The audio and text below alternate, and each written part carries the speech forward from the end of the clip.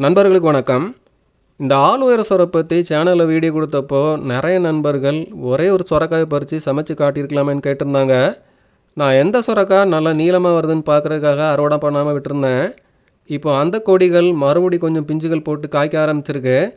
கீழே தரையில் வச்ச கொடி அங்கே பந்தலில் படர்ந்து அங்கேருந்து மாடிக்கு ஏறி மறுபடியும் மேலே ஏறி மாடியில் உள்ள பந்தலில் காய்ச்சிட்டு இருக்குது. கொஞ்சம் உயரம் ஏணி போட்டு தான் அறுவடை பண்ணணும். நண்பர்கள் கேட்ட மாதிரி ஒரு சொரக்காயை அறுவடை பண்ணி சமைச்சு காட்டிடலான்னு தான் அறுவடை பண்ணுறேன்.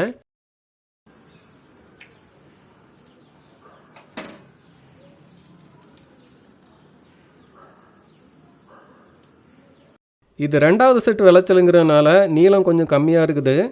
இது ஒரு 3.5 அடி நீளம். இது எல்லாமே முதல் செட் விளைச்சல் 4 அடிக்கும் கூடுதலான நீளம் இது. சரி, அறுவடை பண்ண சொரக்காயை சமைக்கலாம் வாங்க.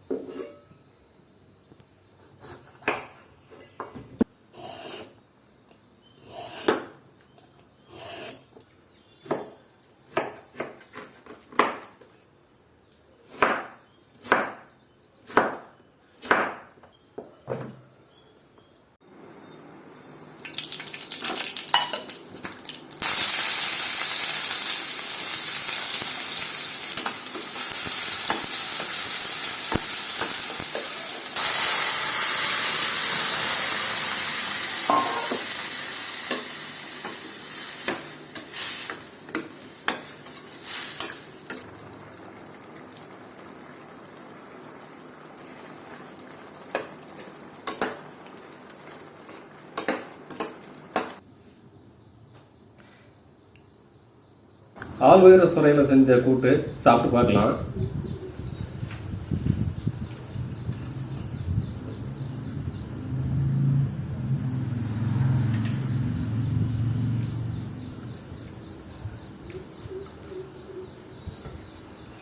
ரொம்ப அருமையாக இருக்குது.